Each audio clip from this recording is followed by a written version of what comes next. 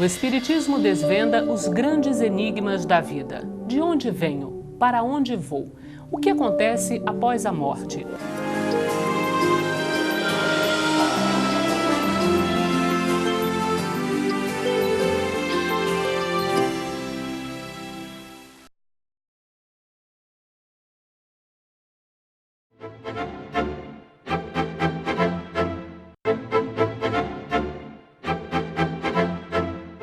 Olá, amigos. É com renovada alegria que estamos juntos novamente no programa Transição, a visão espírita para um novo tempo. Hoje o tema é Reencarnação na Bíblia. Por esse título você já sabe quem é o nosso convidado, não é mesmo? Ele já esteve aqui e é com muita alegria que nós estamos novamente com o Severino Celestino. Muito obrigada pela tua presença aqui no programa Transição, Celestino. Eu que agradeço, Adelmar, mais esta oportunidade de estar aqui com você, falando sobre um tema que ninguém pode fugir dele. Ninguém pode deixar de reencarnar, senão não atinge a perfeição. Não é isso? E a primeira pergunta que eu já te faço é isso. A Bíblia fala de reencarnação, Celestino? A Bíblia, eu posso até lhe dizer que a Bíblia talvez fale de reencarnação mais do que a própria doutrina espírita. É mesmo? Porque dificilmente você encontra um livro da Bíblia que não fale de reencarnação. Desde o Gênesis ao Apocalipse, existem passagens que falam de reencarnação.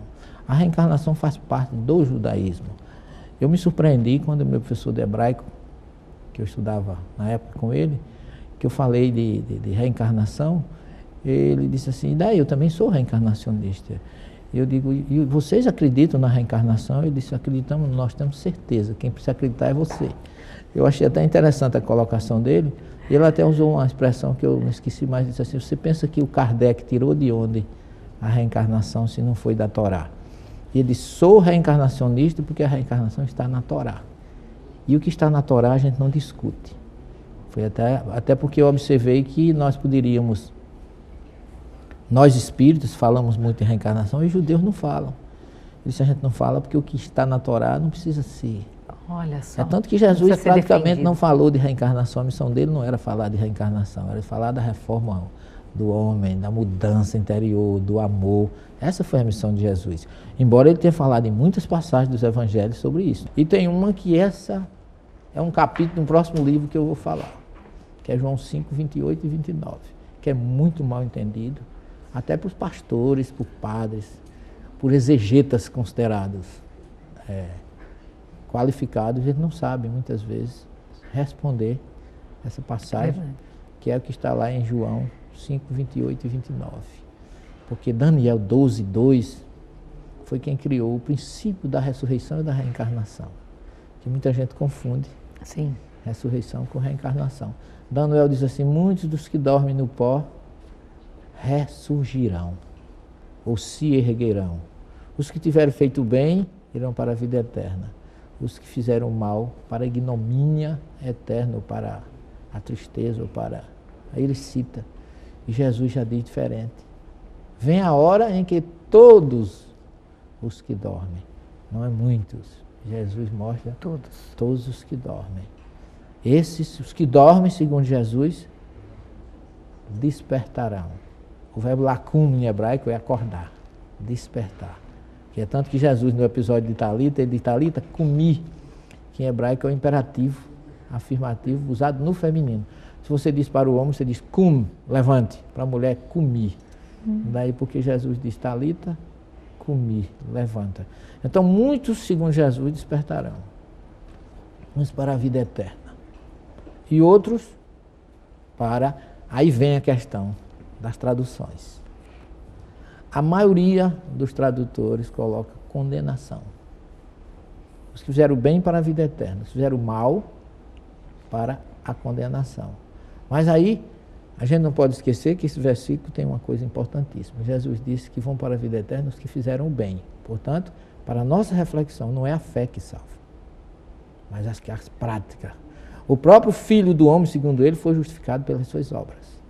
A cada um segundo suas obras. Então, primeiro há duas ressurreições. Se há duas ressurreições, não pode ter uma só encarnação. Automaticamente. Agora, o que acontece? A maioria traduz assim, os que não acreditam na reencarnação, traduz dizendo assim, Os que fizeram bem vão para a vida eterna. E os que fizeram mal para a condenação. Mas eu fui no texto hebraico, no grego e no latim e não encontrei nenhum a palavra condenação. Uau. Tem julgamento. Em hebraico tem ladim, para o julgamento. Em grego tem krisos, que é julgamento. E no latim tem iudice, que também é julgamento. Quando você coloca condenação, meu caro, você julgou e condenou. Quer dizer, você já condenou o quê? Uma condenação e eterna.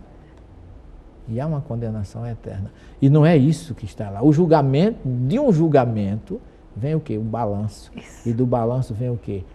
O ressarcimento, Isso. o arrependimento, Aí. a oportunidade. Claro. Então eu chamo esse versículo de boa notícia. A boa notícia do próprio Jesus dizendo que quem fez o bem vai para a vida eterna, não precisa voltar mais. E aquele que fez o mal tem uma chance de passar pelo julgamento, recomeçar de onde falhou. O que é completamente diferente do que a gente encontra nas traduções bíblicas por aí. Celestino, você escreveu um livro, né, analisando as traduções bíblicas. E nesse livro você faz referência à questão da reencarnação na Bíblia? Muitas. Essa obra eu levei aproximadamente 10 anos para fazer. 10 anos? Porque eu tive a curiosidade de pegar todos os textos bíblicos em que as pessoas utilizavam contra a doutrina espírita, usavam mal e com textos mal traduzidos. Então é um livro de estudo? É um livro de estudos, tem 114 referências bibliográficas. É um livro científico, hoje adotado na Universidade Federal da Paraíba, nos nossos cursos. E é um dos livros mais estudados por equipes no Brasil todo. É um livro científico, não é um livro de achismo. Eu chamo minha quarta tese, porque foi uma tese que eu levei 10 anos preparando. Então essa obra tem, só sobre reencarnação, tem 8 capítulos. 8. Começa do Gênesis, vai até o Apocalipse. Eu mostrando exatamente todos os textos, traduzido, eu coloco o texto em hebraico, traduzo literalmente, palavras por palavra, depois eu mostro as traduções das diversas bíblicas e embaixo a mais atual e a mais correta. E mostrando o porquê e de onde veio.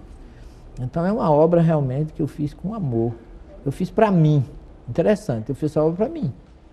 E essa pesquisa eu fiz para mim, mas antes de terminar, uma entidade disse, não vai ficar com você não, você precisa divulgar. Mas é lógico, compartilhar, principalmente quem faz palestras, principalmente quem... Porque você tem que colocar a candeia sobre o quê? Então não é uma obra de imposição, não. Tem pessoas que não gostam de ler ela, porque mexe, porque quando você fala de reencarnação, você fala de libertação. Sim. Porque a reencarnação, ela retira toda a hierarquia. Quem faz você ir para Deus é você mesmo. Aí alguns perguntam, e Jesus morreu na cruz para quê? Quer dizer que aquele sacrifício... Não. Jesus chamou a atenção do mundo para a injustiça humana, Sim. para o despotismo que estava acontecendo naquela época, e com sua morte, ele alertou as pessoas para buscarem a sua mensagem, que essa é a libertadora, que é o seu evangelho. As pessoas até esquecem que Jesus, o Cristo, é um termo hebraico que vem, Hamashia, que significa ungido. Então, Jesus Cristo não pode ser uma palavra só. Tem que ser Jesus ou Cristo. Que ele foi o escolhido de Deus para deixar essa mensagem crística, libertadora, que é o seu evangelho. Porque ele mesmo diz, não é o que diz Senhor, Senhor, que entrará no reino dos céus. Então, a reencarnação traz essa consciência para que você saiba que você constrói o seu caminho para Deus todos os dias. E nós espíritas temos Jesus assim, como um ser até inatingível pela sua superioridade, pelo seu amor, pela a missão que ele deixou, como mensagem libertadora. Eu até às vezes eu pergunto, Jesus está nos seus lábios ou no seu coração? Por quê? Porque é ele que diz, não é o que diz Senhor, Senhor. Como diz o profeta Isaías, esse povo me tem nos lábios, mas não me tem no coração. Isaías 29, 13. Então, é preciso que a gente tenha essa consciência que nós temos que construir nosso caminho para Deus. A gente às vezes esquece que Jesus era judeu, Sim. mas ele falou para um povo judeu, numa linguagem judaica, e é isso que a gente precisa entender, que mesmo nós cristãos, seguidores dele, a gente tem que passar, o ensinamento de Jesus tem que passar por um filtro do judaísmo. Porque sem judaísmo você não entende cristianismo. Essa é a grande dificuldade da maioria das pessoas. E nós ocidentais seguimos muitos princípios da teologia, vamos dizer assim, romana, que criou o antissemitismo, transformou Jesus no cristão, ainda criou o verbo judiar como sinônimo de coisa pejorativa. É verdade. Não é? Então são questões que a gente tem que analisar com... Eu vejo, eu costumo dizer, eu não quero um Jesus desfigurado para mim. Eu quero o Jesus que foi e que é. E é isso que eu busco todos os momentos da minha vida. Porque sem Ele, nós não somos ninguém. Quem pode ser mais do que nós, como luz e caminho, do que Jesus? Quando ele diz, Ani Haderech, eu sou o caminho. Haemet, a verdade. Haim, e a vida. O verbo hebraico ainda me transporta para dizer, eu estou no caminho, na verdade e nas vidas. E que ninguém vai ao Pai, não é senão por mim, porque senão Jesus estava tirando uma série de outras pessoas, de outra religião e de outras regiões, do caminho de Deus. Mas ele diz, ninguém vai ao Pai se não estiver ao meu lado, não tiver a mesma evolução que eu tenho. Ou seja, ninguém chega a Deus se não tiver a luz que eu estou transmitindo. Por isso que ele dizia, eu sou a luz do mundo. Eu sou a luz do mundo. Então, como luz, ele dá esse roteiro para que a gente chegue a Deus sem dificuldade. Agora, cada um tem que fazer a sua parte. E entender que você quer chegar a Deus, ame. Porque ele teve a coragem de até contrariando a própria Torá, que ele respeitava tanto, que ele não contrariou, mas ele chamou de mandamento novo. Foi.